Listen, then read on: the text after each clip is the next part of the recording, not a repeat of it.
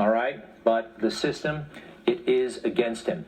Now, they may be thinking about their own narrow lives, jobs, and their futures. And, hey, everybody's got to take care of their family. But Donald Trump has a much greater responsibility. Do we have to remind everybody? And will, to the best of my ability. And will, to the best of my ability. Preserve, protect, and defend. Preserve, protect, and defend. The Constitution of the United States. The Constitution of the United States. So help me God. So help me God.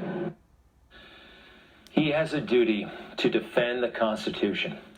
A duty. And in that Constitution, there are a lot of sections and clauses and subclauses and chapters about free and fair elections.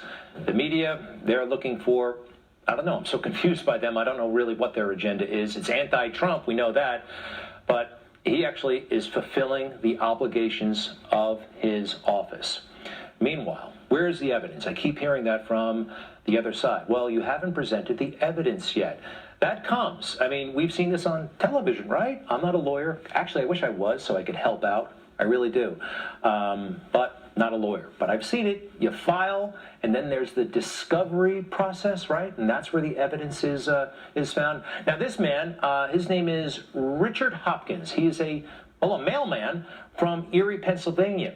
And he has come forward, and the story is he has seen some really strange things with ballots and postal workers, and he reportedly filed some sort of internal complaint, a whistleblower, if you will.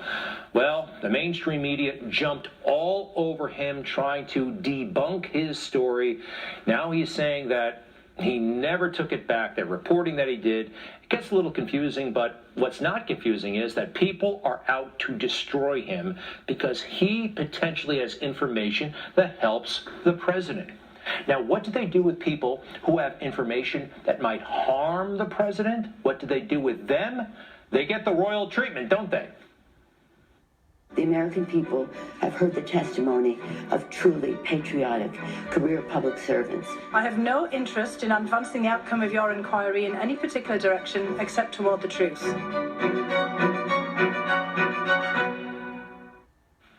Except towards the truth.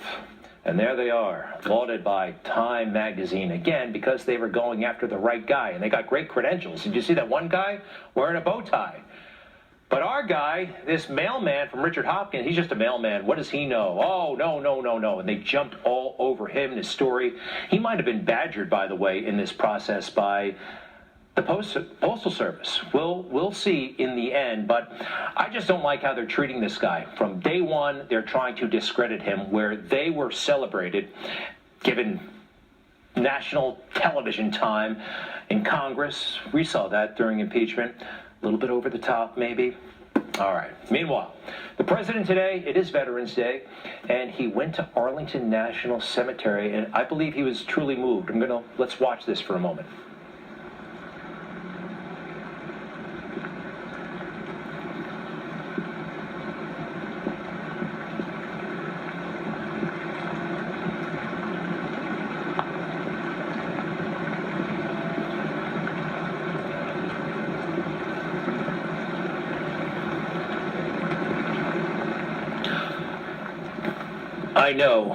I know this personally, that President Trump is committed to the troops on active duty, the veterans, and he thinks often about those who have lost their lives. Arlington Memorial, Arlington National Cemetery, I believe that's the tomb of the unknown soldier there.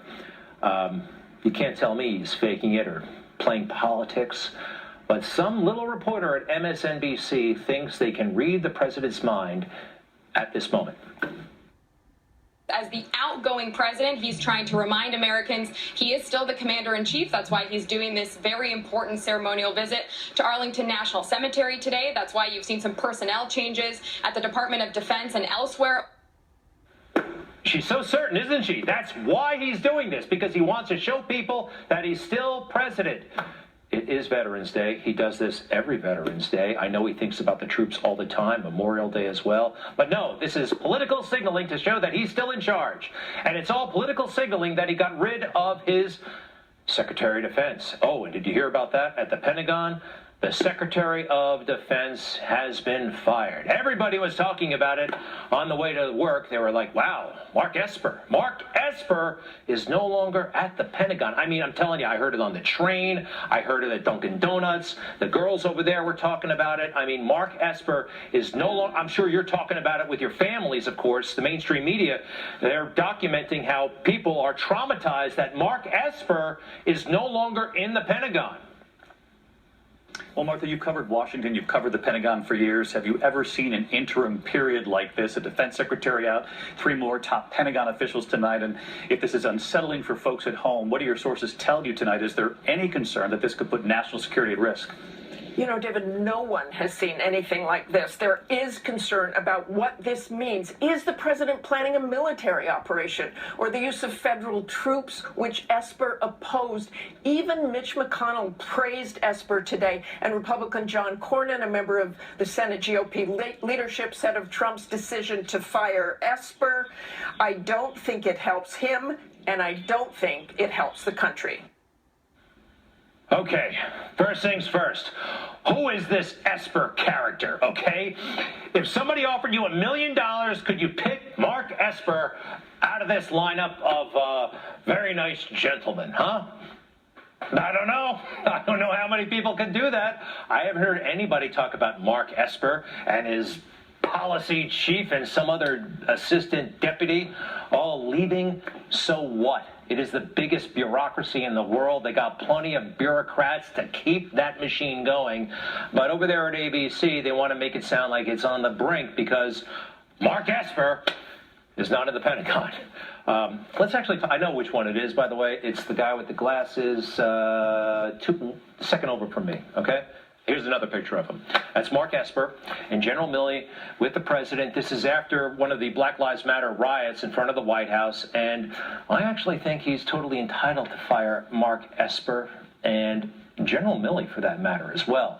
These guys made such a public stink, quite frankly, about, ooh, we're being used for domestic reasons. Well, there was a riot right in front of the White House. And, yeah, maybe the military could be useful in such a situation. You know, we played the oath of office that the president takes. The oath of office that members of the military take specifically mentions defending the Constitution from all enemies, foreign and domestic. Foreign and domestic.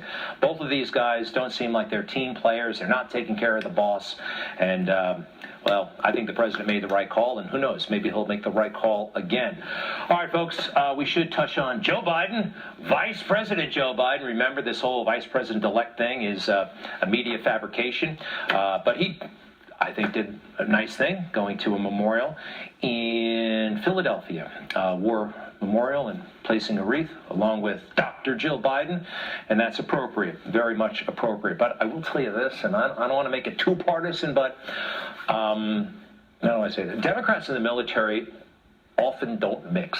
I mean, they make such a big deal out of it. I mean, let's face it, Republicans have the reputation of being, you know, the pro-military, and Democrats not quite as much. So when you get a Democrat in the military, they never let you hear the end of it, like this guy. I'm John Kerry, and I'm reporting for duty. He lost right there. It was just way, way, way too much. And by the way, that crooked salute, that's no way to salute. More recently, Amy McGrath. She ran for Senate against Mitch McConnell.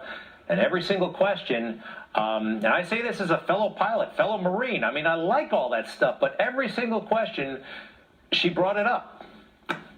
That's not hard to do what's right for America. It's not hard. I'll tell you what's hard. Strap on a $70 million jet to your back, land it on an aircraft carrier at 150 miles an hour, at night, in bad weather, with no navigational aids. That's hard. Doing what's right for the American public in the middle of a national crisis, not hard. All right. Lighten up, Amy. It's great that she did that. I'm kind of proud of my service, too. But bringing it up as much as some Democrat politicians do can get a little bit annoying. But you know who really takes the cake at this? phony veteran Pete Buttigieg, the former mayor of South Bend. Here's another reason why we got to stop Joe Biden. I really don't want to see a president because there is a rumor that this guy who didn't go to boot camp found a weird backdoor entrance into the Navy Reserve. But boy, oh boy, he won't let anybody forget about that. They're talking about making him Secretary of Defense in a Biden administration. Let me tell you about my relationship to the First Amendment. It is part of the Constitution that I raised my right hand and swore to defend with my life. That is my experience, and it may not be the same as yours, but it counts, Senator. It counts. Oh, boy, just way too much. And I actually wrote about this a while back for the Wall Street Journal. I counted all of the times Mayor Pete mentioned his 3 months in Afghanistan. Again, he found this weird back door into the military.